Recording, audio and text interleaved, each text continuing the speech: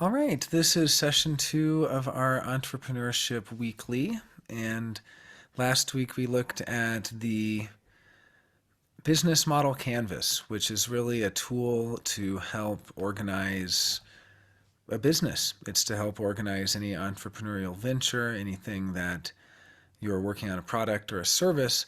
This week we are going to look at customer interviews, and since it's just the two of us, I'm also totally happy to open it up to any general discussion if there is anything.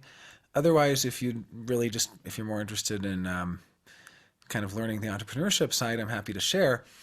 I went through Techstars in 2013, and one of the main things they kind of drilled into us there again and again is that you really need to know your customer. You need to know them, and actually you're kind of like a scientist. You're coming up with a hypothesis about what it is that they need. What needs I always wondered if color for motivation need people are especially good at this. But I think anyone can learn because regardless if you come up with an idea of what people need, how do you verify it?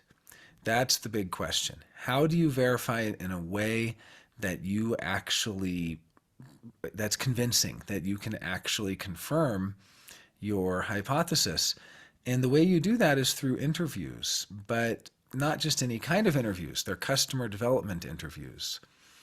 So many people, interview and ask, are you looking for a service like this? And they tell the person what kind of service they offer.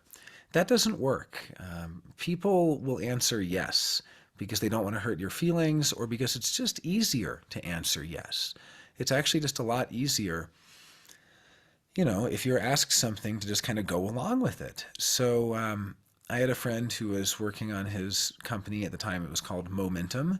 And his idea was to deal with food spoilage, with wastage in restaurants. And he talked to the guy who owned the pizza place by his house. And he said, hey, I'm working on this service and I'm trying to deal with food wastage. Basically, the idea is that people could install this app and they would get discounts like an hour before the restaurant closed. So the restaurant could just clear out all their food at a discount price. Well, the guy at the pizza shop said, that sounds great, and my friend asked him, do you think that's something you'd use? And he goes, yeah, I'd totally use that. Well, that is not a customer development interview. That's really the problem. I mean, the problem is as entrepreneurs, we get into a space where we believe our service and we forget that we don't really need to believe our service, we need to believe our customers.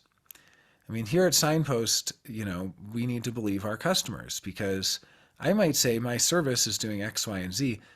If nobody wants that, they're not going to use it, and I need to kind of be open to changing what that service is. I mean, really, the service with Signpost is me and anyone I can bring together to do anything that people are interested in. That's the service. So I might be really interested in personality type. If other people aren't interested in that, I'm not going to offer more personality type content. I'm interested in base theory. If I get feedback that people aren't interested in base theory, I'm not going to teach it. Now that being said, someone directly telling you feedback isn't a good indicator either. We really have to put on our scientist hat because they might just have some personal reason for not liking that. The goal of the customer development interview is to figure out what is so annoying to somebody that they'll bring it up even when it's not the topic. Or, on the contrary, what is so exciting to them that they'll bring it up even when it's not the topic. So the customer development interview is really all about figuring out what bothers someone else. Hey there, Rachel. Thanks for joining. So we're talking about customer development interviews, and the idea here, and I would just say it's a small group today, so if either you or Nancy want to actually talk about any entrepreneurial businesses you have in mind or something you're working on or anything at all, just let me know and we can kind of just do a free discussion. But otherwise, I'm just kind of talking about the basics of customer development interviews. So the whole idea is that you interview people who don't know what your service is. They cannot know your service because otherwise they're going to cater their answers to what you have to say. So that's the first step. The second step is they have to fit your customer segment. There's no reason to interview somebody who's not your target customer. It doesn't matter if somebody really likes your service. I mean, if they actually really need your service and they're not your customer segment, you can imagine changing it. But it's like, this is why we kind of start with the business model canvas, because when you start with the business model canvas, you start with, here's my service, here's my customer. So I have, this is what I'm offering, this is what I'm doing. Like, let's just take the example service, a service that is a mobile app that allows people to get discounts on food from restaurants the hour before they close. This was a service my friend was working on for about 2 years before he finally gave up on it because nobody wanted it. But basically, this was a service he was developing, Momentum, he was calling it. And the idea was you have this mobile app, kind of like Groupon or something, where it'll alert you or you can look for food nearby that has flash sales. And the flash sales are because of food spoilage, right? So they're about to, it's a pizza place, they're about to close, they have all this dough they have to throw away or something. So they would just do a flash sale at the end of the night. Oh, you can get 2-for-1 pizza for the last hour, something like that. Well, there's a lot of problems with this that he discovered. I mean, restaurateurs don't, yeah, exactly. Restaurateurs don't want that. It's undercutting their business. I mean, there's many, many problems with it.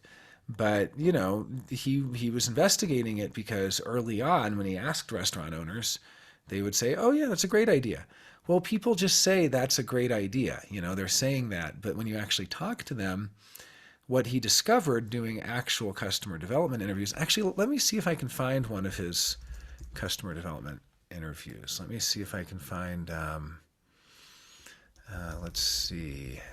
Because I have a bunch of interviews that I've done, but I was just going to see if I can find, well, here's a spreadsheet of it. Okay, here's a spreadsheet of interviews. I'll just share some of mine. I'll share mine in a minute. But basically, oh yeah, here's one. Here we go. Okay. So, oh no, this is one that I did with the same person. I interviewed her for something different, actually. Okay, well, I'll leave that open anyway. That might be interesting. But okay, the idea, just to kind of stick with this, you know, Momentum app and how he did customer development research. So first, he was just asking around. He asked the pizza guy, stuff like that. The guy who owns the pizza shop. He's like, "Sure, great idea, cool, cool." Well, when we finally did, it only really took one customer development interview. I mean, he did a couple, but like the first one was enough that he saw what a grave mistake he'd made, because for over a year he'd been developing this thing, building it out, pitching it, working on branding, building presentations, you know, telling people about it. I mean, it's a lot of work. And it's kind of like people just get so excited, especially generators, I guess, get so excited to build. Sometimes they just need to build something that's cool, but that's not really, you know, it's not really useful. It's not really helpful. So he was just so excited about it. When we finally did a customer development interview, and I told the story last week, so basically he couldn't say, like, I coached him on this and I was like, you cannot tell this person what your service is. You cannot bring up food spoilage. And he'd say, well, then how am I going to get them talking about it to see if it's really a problem? And I said, look, you're just going to ask them questions like, what is the biggest problem you faced in the past year? What is the biggest difficulty you face on a daily basis? Also, you can ask, it's nice to ask, like if you ask someone how often they go to the gym, you don't really get an accurate answer. If you say, when's the last time you went to the gym? Much better, right? How often do you go to the doctor? Oh, when's the last time you went to the doctor? These are much better. So it's like, when's the last time you had to fire someone? Why did you have to fire them? When's the last time you hired someone? When's the last time you had a big problem at work? When's the last time you had this? When's the last time you did that? So, I mean, he was kind of, after I coached him, he was finally like, okay, so I can't bring up food spoilage. Can I bring up Groupon? I'm like, no, that's too similar. It's like coupons, like it's too similar. So instead, we ended up, I mean, the interview was only scheduled for 20 minutes. We ended up talking over an hour. And it's really, you want to get the interviewees to just kind of brainstorm, open up, talk about anything. And we had a huge list of about 18 problems by the end of it. So here's the rules for the interviews. Nowadays, it's probably all on Zoom, but back then it was in person, which was really important because in person you do get a different kind of quality. I guess Zoom is probably also fine, especially since COVID times. Everyone just does that. But this was, 2013, 2014. And then the other rule was you come with somebody else who actually physically transcribes. Now I'm sure everyone's using AI note taking, but there was kind of a psychological effect too of having someone type what the other person says that I think is actually kind of flattering to them. Like they feel like, oh, I'm, like they feel kind of cool. Like, wow, what I have to say is really important. You have someone writing it down. So you have an interviewer and you have the note taker. And the note taker, this is another place where people would mess up. They would typically want to either record, which makes the person nervous, and ideally you don't record, or they would want to just take high level synopsis notes because they couldn't type fast enough or something like that. And that's not good either. You want to really get as word for word as possible. So you need like a really fast typist. But anyway, we did this whole interview. At the end of it, we said thanks, goodbye, all this stuff. And we looked over the notes and we were able to identify I don't know, like 18 issues probably. And not one of them was food spoilage. The top issues seemed to be employee retention. That was one of the biggest issues. So if his service dealt with employee retention, I mean, I have a friend who has a company called Recognize, which is all about employee recognition and rewards and trying to like build morale. That actually addresses employee retention. That actually keeps people around. One of the other big problems was theft, and then there was another problem was like insurance issues. I don't know. There were all sorts of issues. Now, what's funny is, that was years ago.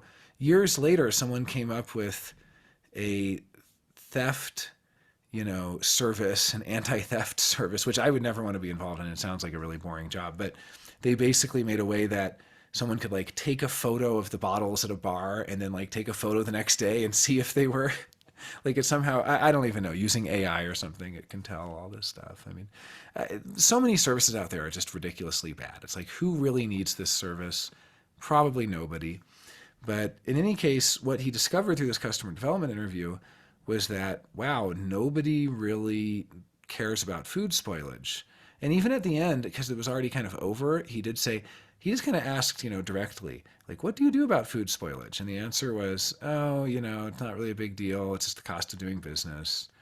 So that's the thing. Like, even if you think it's a problem, even if it quote unquote really is a problem, it's not really a problem if they don't know it's a problem, and it's not your job to educate them, right? As far as, okay, so the interviews, yeah, if you interviewed restaurant staff, it would have been eliminated. Yeah.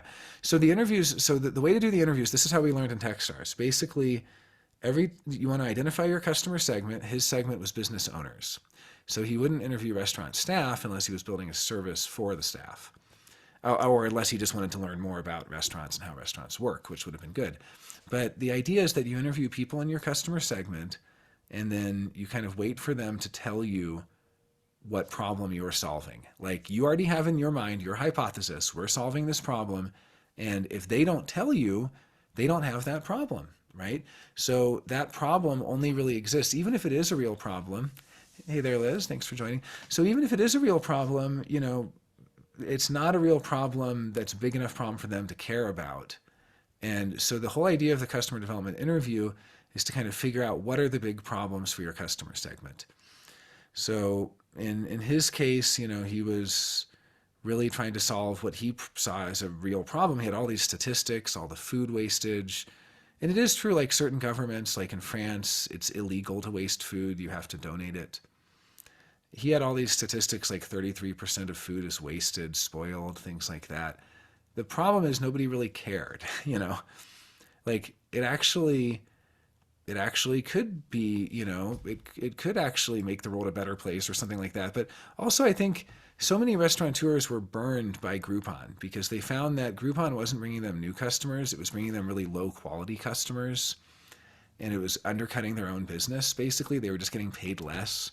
Like, it wasn't bringing a new high quality customer. So Liz, we're just talking about customer development. This is also kind of a chance for us to have an open, if anyone does have businesses they'd like to share, if you have a business that you're working on or you have an idea for a business, you're more than welcome to share, what business idea you have, startup idea, and then we can talk about how you might test that doing customer development interviews.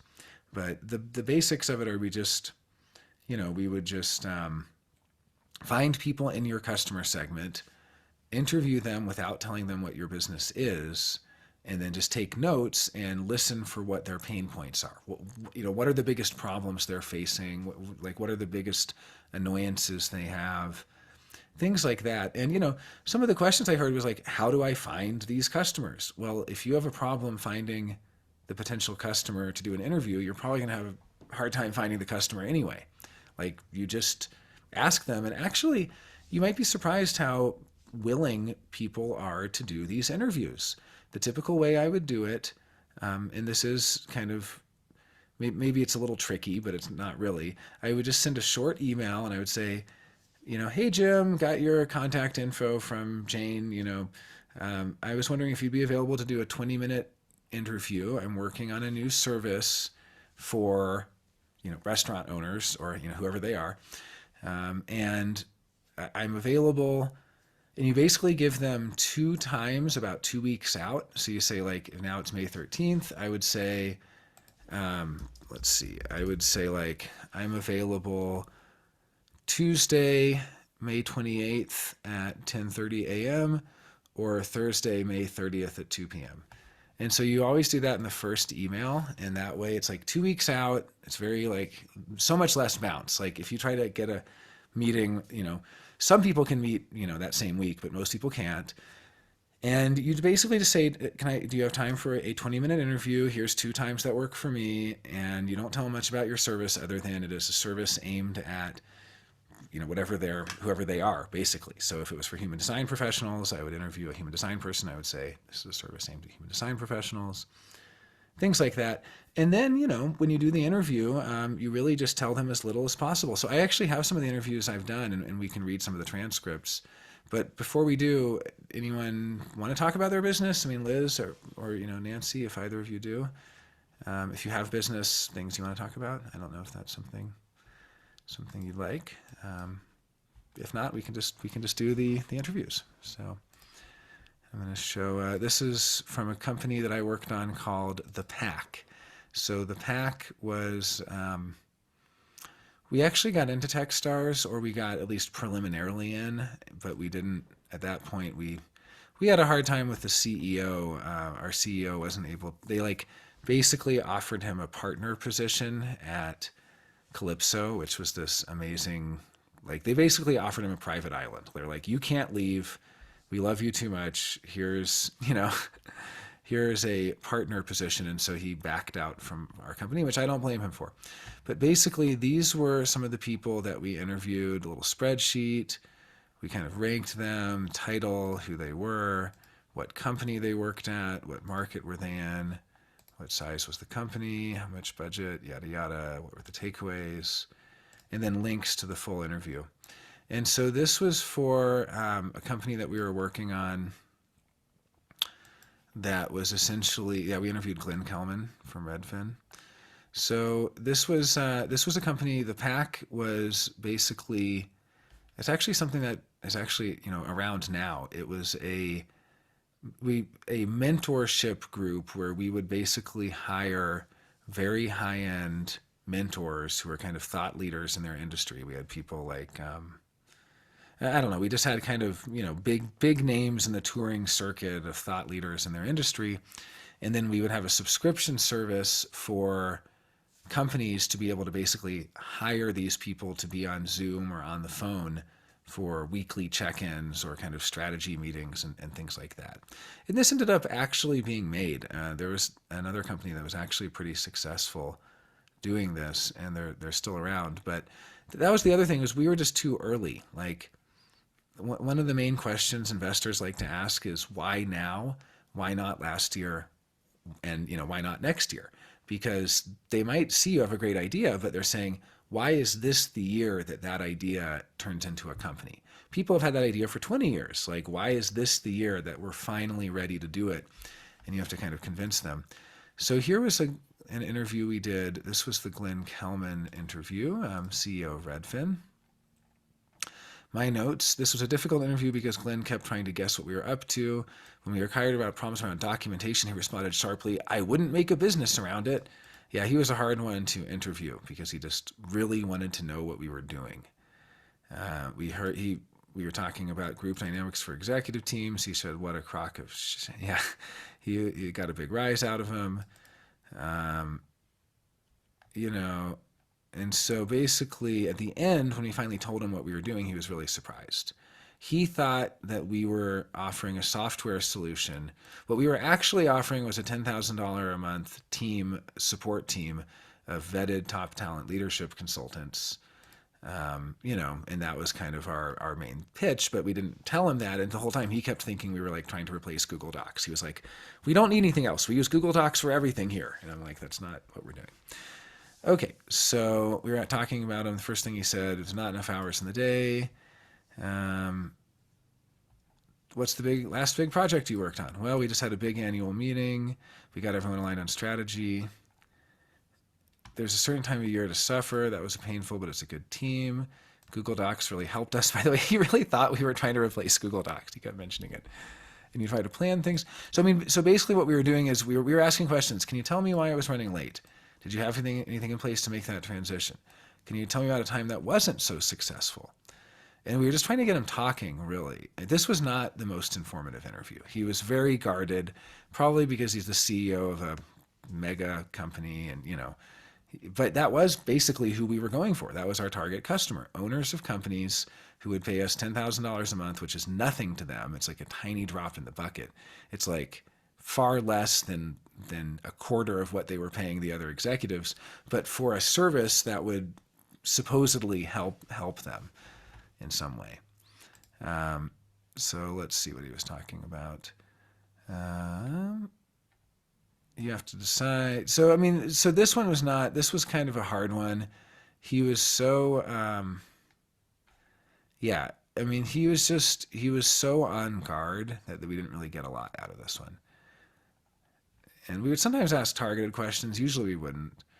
But yeah, we realized that he doesn't want coaching. He doesn't want any of this stuff. He didn't want anyone else. He didn't need that. He doesn't want more reports. He's like, the CEO gets a report every week, and I think that's debilitating, he said. He's a great guy, he's charismatic, and I think he's going to quit because of the feedback. So this guy was like, so Glenn Cohen is basically the kind of person that was like, doesn't really need our service, doesn't really need any more feedback, doesn't need any more cooks in the kitchen, there's no gap for him. So this came back 100% not, this was a negative. This guy is not looking for what we're selling. Then we did another, this was Director of Operations and Human Resources for Redfin, and she also owned her own businesses.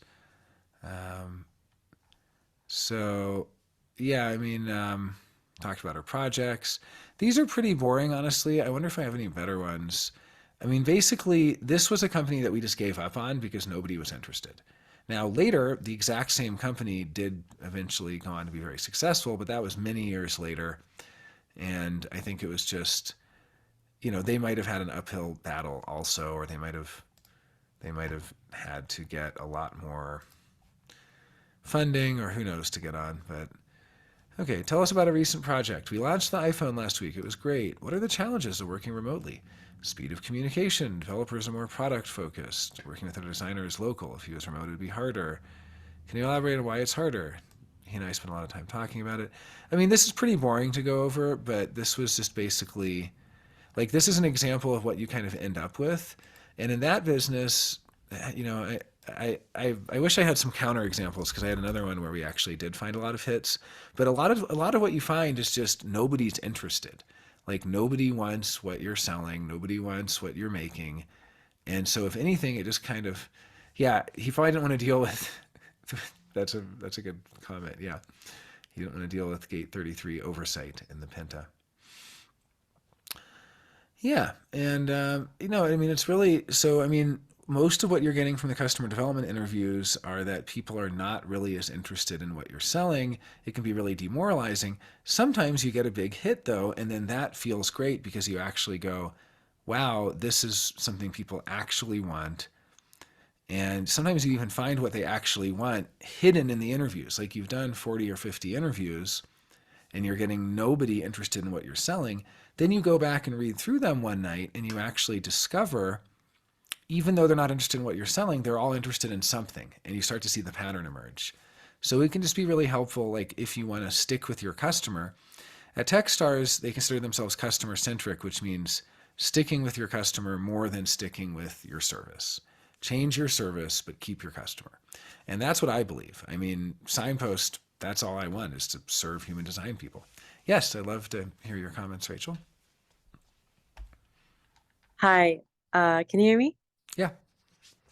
Okay, so when you were just talking about that, changing your service versus changing your customer, kind of what it made me think about is like, so from the human design, like business perspective, I've just had a small amount of information on this in my mentorship with Leanne Wolf. We talk sometimes doing a business building stuff, and we talk about how like the hanging gates are like our sales points, like places, things that people are looking for us to fill. And then our definition is like what we show up with reliably. But we can, and Ra talks about this too, is like in his money talks or whatever, that the third line of your hanging gates is like what people like, what you can sell or whatever. So Mm-hmm. thinking about like, is it your product, which would be your definition, or your customer, which would be your hanging gates, like all the different hanging gates, like all the different places that you are like, that are open to you basically.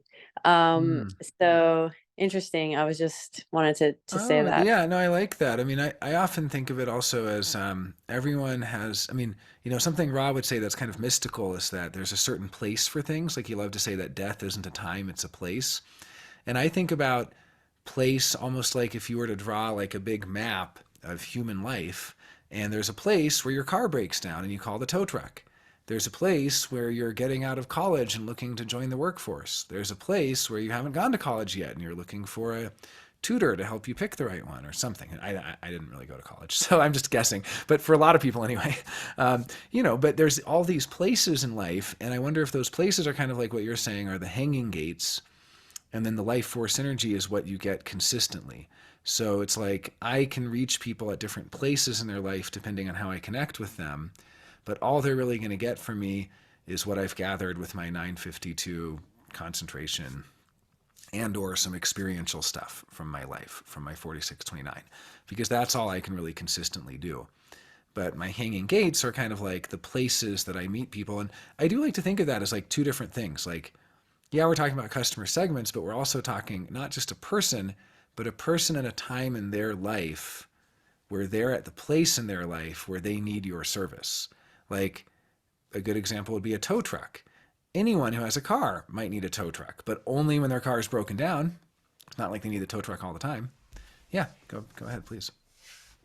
So this is super interesting because one of the things that has come up also in the same mentorship and talking about like, okay, so when we're trying to figure out in like another layer beyond just the human design, like who is your market? Like one of the things, this has not just come up in that mentorship too, but when talking to my other like astrology friends or whatever, like which kind of an astrologer really is like the best or whatever. And it's like part of it is like, and we talk about this too, is like you can really sell something that you've actually experienced. Like you can talk to places and time that you've really been in. Like for me, I do work with women who've experienced postpartum depression, and it's not really going to be the same if you haven't experienced postpartum depression to do that kind of like peer counseling work. It's the same as like going to AA or something like that. They say like only a truly a one alcoholic can help another alcoholic. There is like this um who you've been in the past is part of the places that you can sell to most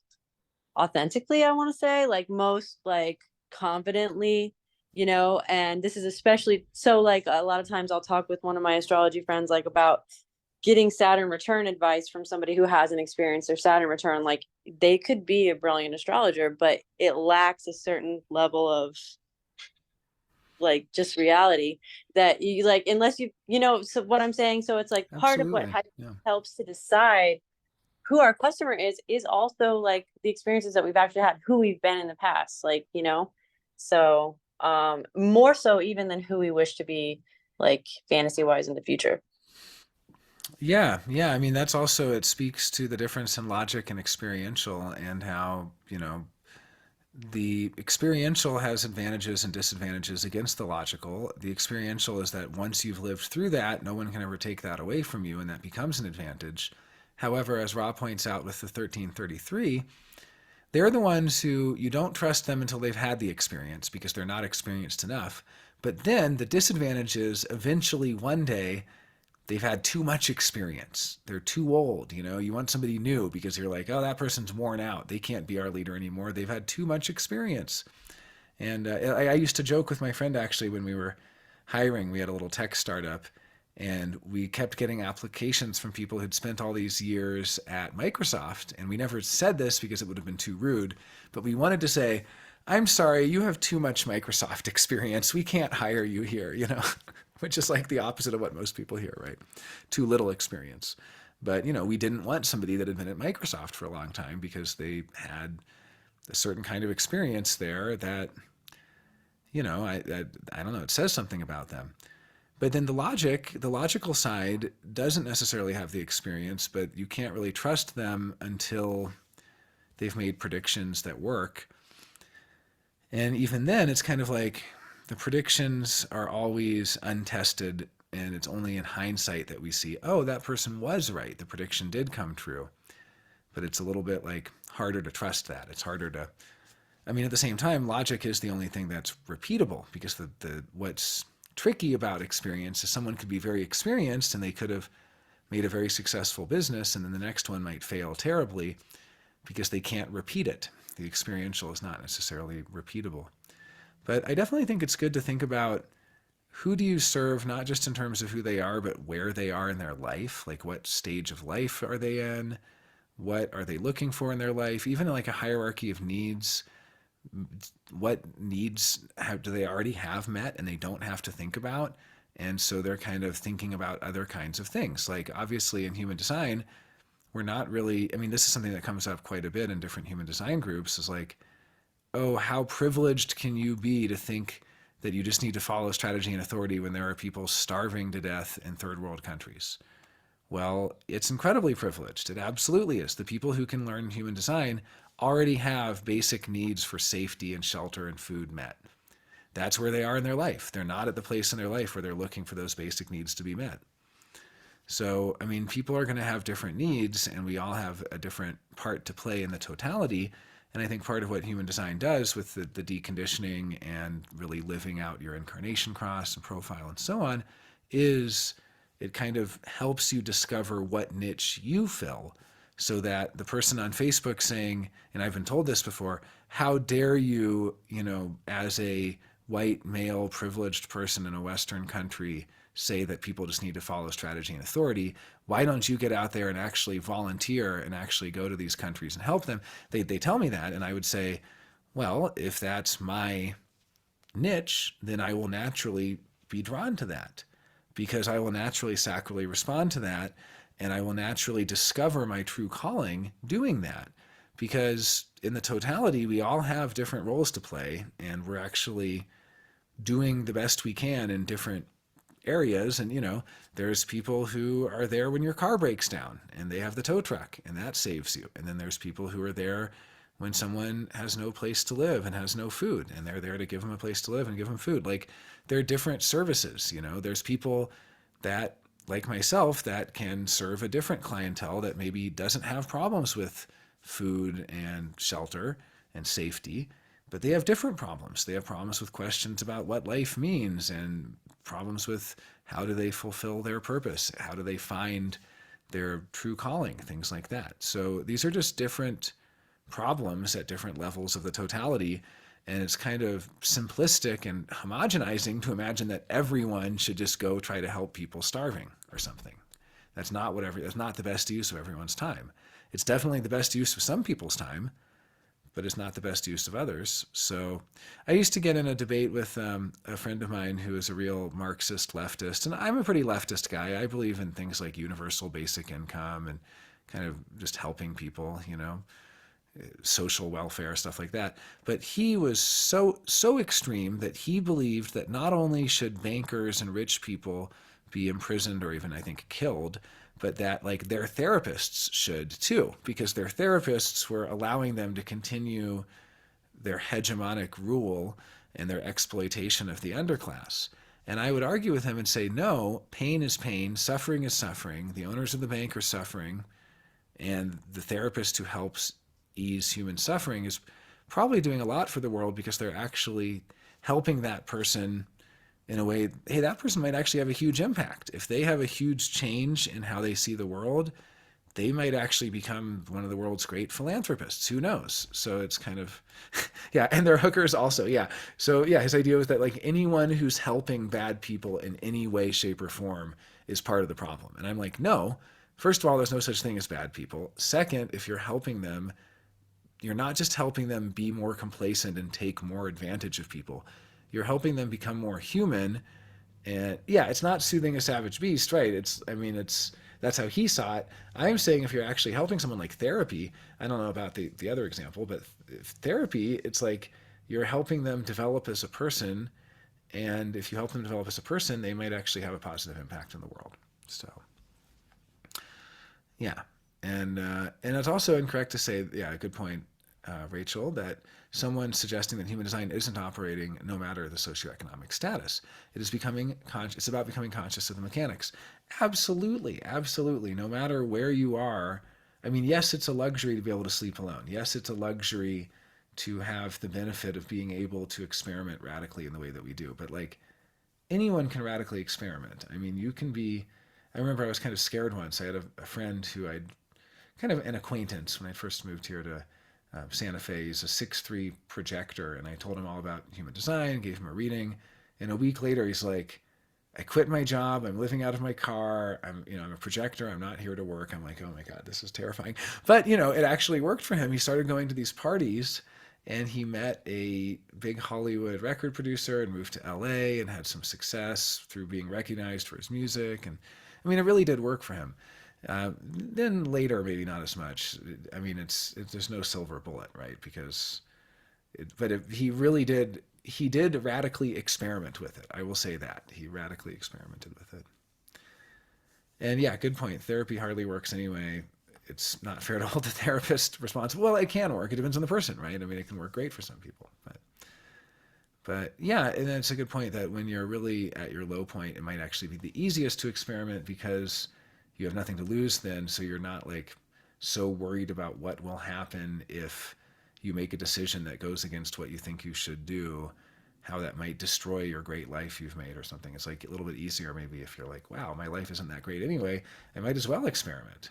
So yeah, so I mean, but as far as the business stuff goes, I think when you're thinking about customers and who you're serving, it's kind of like you're serving certain people, and then you're also serving certain people at a certain place. There's a certain place in their life, and you can't be everything to everyone. You can't serve everyone. I mean, it's kind of just who do you want to serve? And it's funny because I know some business consultants who are very highly paid. They make more money than I ever will. And they were telling me that I should just serve the ultra wealthy because they were saying someone who pays $10,000 for your service is a much easier customer than someone who pays 1,000, and that person's much easier than someone who pays 100, and that person's easier than someone who pays $10. You'll get more complaints from the $10 people than from the $10,000 people. The problem with that is that I have worked with a lot of ultra wealthy people. I've met a lot of ultra wealthy people. I've hung out with them, and as Lacan put it, he refused to treat them, by the way. I think I said this last week, the rich only know how to buy, not how to pay. And so you end up in this situation where, I mean, it's somebody's lot in life to do that. Somebody out there is there to serve the ultra rich, but it's not me. It's definitely not me, because I like to work with people who actually pay with their own sincere, earnest desire to learn and change and grow as people, and they actually care. I've been hired, and the people that pay me more tend to care less. And the people that pay me less, the money is more valuable to them, and they actually care more. Now, that's not always. I'm not going to say everyone, because there's obviously some very smart, very wealthy people out there, and I don't think they're not really related. You find like brilliant people who are wealthy beyond belief, and you find brilliant people who are poor, and you find everything in between. And that I guess I'm just saying that when I was kind of told, wow, I should just raise all my prices and target, like I have a lot of contacts in LA. I go out there. The thing is, I don't even charge for I don't even charge for what I do out there because I don't want to be bought. And maybe this is part of my respect tone on the personality side is I have this sneaking suspicion that as soon as I start being on their payroll, like when I was younger, I was an assistant. I did a lot of like recording engineer stuff for some pretty famous people, and I just always felt kind of just like I don't know, I didn't feel good about it. I didn't feel good getting that paycheck the same way that I really feel good about working with people who actually care and are actually excited to learn and are actually kind of in it. I mean, it doesn't really, I try not to have a bias either way, but yeah, I was looking back and, a couple of years ago, I went out to LA and just because I happened to know just through friends of friends, I ended up meeting some people who, live in a $25 million house. And the, woman was saying how she really wanted her gardener to have a leg up in life. So she invested $1 million in his business and helped him. And now he's like a successful business guy and all this stuff. And I was like, well, that'd be nice. I mean, I wouldn't mind getting $1 million invested in a human design business. I mean, I actually did run, I was the co founder of Skilljar. We raised $1.2 million in our first round. But we did that piece by piece, $25,000 at a time, $50,000 at a time. It wasn't just like one investor. And, I did think about it. I was like, should I pitch this human design business to her? Is that something, would that money help? And I couldn't really see how. I mean, I just don't. I think it would help if you wanted to make some like massive, huge human design service that puts a bunch of money into advertising and gets tons of new people. And someone out there, that's a great business for them. Like someone out there could raise $1 million and bring human design to the masses. I'm not that guy. I'm not bringing human design to the masses. I'm getting by and doing okay, making a service for people who can afford it. It's not cheap. I mean, it's not a cheap service that we have here, but it's a service that I'm pretty happy with our current group that we've targeted, and I just couldn't really see what it would take to make a really big profitable business like that in human design. It would feel a little bit like why not just do that with astrology or something? You'll have a lot more luck with that. So did I do customer interviews for Signpost? No, I really didn't because Signpost was something that I just decided I'm going to do no matter what because it's really my passion project. And so I kind of have two different kinds of projects I do. I have like projects that seek investment and seek to be profitable and eventually seek to sell, like Skilljar. And then I have things like Signpost that I never want to sell. So it doesn't matter what the valuation of the company is. All that really matters to me is if I can keep doing it. And if people can afford it, and I'm hoping that they will be able to continue to afford it. I mean, we will see in the long term. We will see if it's too expensive for what people are getting, or if we haven't narrowed down our offering enough, and if it's too random. I mean, that's some of the feedback we've gotten. It's just like, oh, it's like I don't know what to. So I mean, I'm not saying that like Signpost is dialed in. I'm just saying that for me, I kind of made the decision as a passion project. I'm just going to do it. I also have Santa Fe Human Design Library as a passion project and High Desert Human Design. So I kind of have too many passion projects now, and it would be nice if I actually. It's funny. I really had the opposite trajectory of most people, where they work their way up, and I worked my way down. I'm like racing to the bottom of having been very highly paid consultant in my 20s and founding a multi-million-dollar business at age 29, and now I'm like not interested in any of that. And I just, as long as I can pay my mortgage, as long as I can put food on the table, and as long as I can continue studying and researching and sharing and connecting and all of that, those are kind of my values. So is that because of the shift in 2027? Well, no, I mean, I think it's me personally. I had to accept a lot of things about myself, and I definitely am happier now than I was in my 20s. I mean, I never really had such a bad time. I'm base two, and what Ross says about base two people is that they typically have a pretty good life, pretty good, they don't have a lot of the same problems because it's the principle of mind. It's just such a compatible thing with the Maya to be a mind person. But and I know you're base two as well, Rachel. But yeah, I mean, values changing. It's definitely. I do think about one person reaching millions versus one on one, and that how one on one really is the name of the game moving forward. And so I do think anything that prioritizes actual connection between individuals is going to be um, of more benefit to humanity. But at the same time, you can reach a lot of people. It's kind of like, I have YouTube videos that people watch and things like that. And I think it is nice to get out there so that you can find the people on your fractal or they can find you. And so I see the benefit of having a wider audience that's exposed to my work, but not necessarily a wider audience that are my people. Because I could really try to go for that wide audience, but then it would be a little bit contrived. And I just so much rather do what I find is interesting and hope that others find it interesting too. That being said, if I were to really develop, like if I were to develop a human design business using customer development interviews, what I would do is I would just interview everyone and make a list of what all their biggest problems are. And I don't know what those problems are, but I imagine human design professionals probably have problems with clients, they not have enough, or actually, I would imagine their problems are probably similar to the problems consultants face, which is that they don't want to be on the rat race of having to give readings all the time. So I think that most human design professionals probably, but I mean, again, you have to verify this through interviews, probably want to do something other than give readings all the time. But is that what's best for the world? Maybe it's best for them to give one-on-one readings, right? Like if they actually are changing the world one person at a time.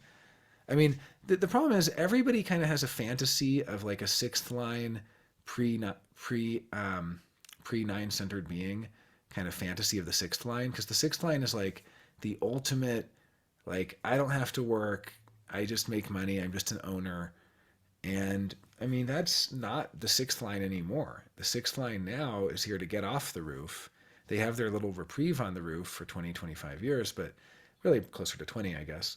And then they come off the roof, and, now the sixth line is here to kind of be back involved in the world. So much of what people want, like, I bet if I asked most human design practitioners or just most people in any sort of job like that, what they want is to find a way to make residual income so they don't ever have to work again. And that's just the old school seven centered fantasy. And I mean, maybe for projectors that's good, or for certain people, for defined egos or something, I don't know. But for generators, we need to work. That fantasy is not a good one. Yeah, please. So I don't know if this comment is like out of the realm or whatever, but I just wanted to say that one thought that I had is that yes, I can see that human design professionals is a good target market, but everybody that is a human design professional is also like a personal human design practitioner, meaning they are practicing it themselves, like in a really hardcore way. If you're practicing human design professionally, you are definitely practicing it personally. So, like, and then there's a huge amount more people that are personally practicing it that wouldn't even consider, like for myself, do I do human design readings? A little bit, like I incorporate it in my astrology, but like I'm way more involved in the personal experiment aspect of it and the student aspect of it and like this like savant weirdo aspect of incorporating it in my life across all the spectrums. And I think that is also like part of who the target market of Signpost is, because I think that human design, from what I've seen being a student of human design and a hardcore weirdo student of human design, and taking lots of different astrology classes too over the years, that like there's the people that are the practitioners even of astrology, which is much like a larger scale version of human design, like as an example, like as a sister metaphysics. There's as many people that are taking astrology classes that are personally practicing it by like exponential, I would say so much more than are professionally practicing it. And everybody that's professionally practicing is also personally practicing it.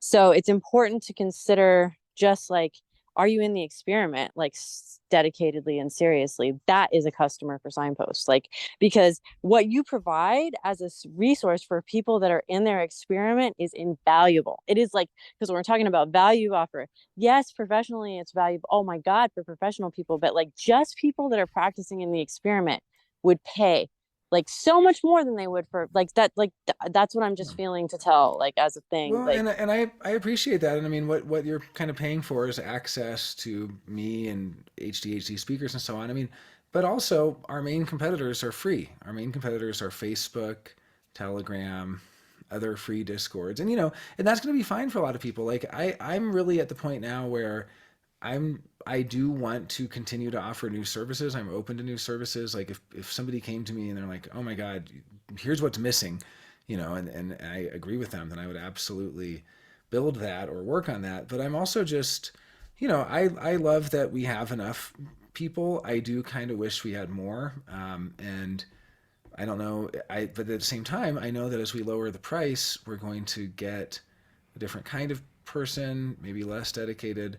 So I've been resistant to lowering the price on it. I mean, but at the same time, maybe we just have like people who can't afford it. We just do like some kind of scholarship program, or maybe they help us out in other ways, like video editing and transcription. And who knows? I mean, it's a long term goal. We've been at Signpost less than a year now, and we're definitely going to be doing reviews. But I love the feedback, and of course, I'm also totally open to negative feedback.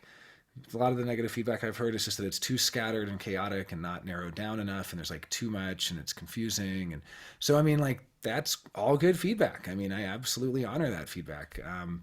I do hope to kind of dial in and narrow down some of our offerings, and it's nice having some consistency, like, Richard's transit reports, and I'm trying to do these kind of weeklies that are more targeted, because something like HD Catalyst can be so random. On that note, we are going to take a 10-minute break, and then I'm going to jump on HD Catalyst. So if you all want to join for base theory, please do. It's just about the densest part of human design. I got some feedback. I loved your feedback on that, Rachel, that you enjoyed it so much, because I got some other feedback on it that it was completely confusing and made no sense whatsoever. So I hope it's at least, Well, I am sorry to that person who felt that way, but it's honestly, okay. it like really it changed so much for me and it helped me so much, and I never had heard that before at all, and Okay, well, I'm so glad that it did, so much and sense. we're exploring this all, together, and I think that's one of my core values is we're in it together. That's what I was saying earlier about knowing how to buy versus knowing how to pay. I've paid a lot for human design in my own blood, sweat, and tears, and I think all of you have too. And I think anyone who's willing to deep dive into these topics is willing to pay, and that's what makes me happy to share them, because you can't necessarily buy this stuff. It's stuff you have to kind of dig into. So let's take a short break. And oh, thank you, Rachel. Yeah, I appreciate that so much. So, okay, let's take a little break, and I'll be back in 7 minutes on the other link for Catalyst. I'll talk soon. Thanks for coming.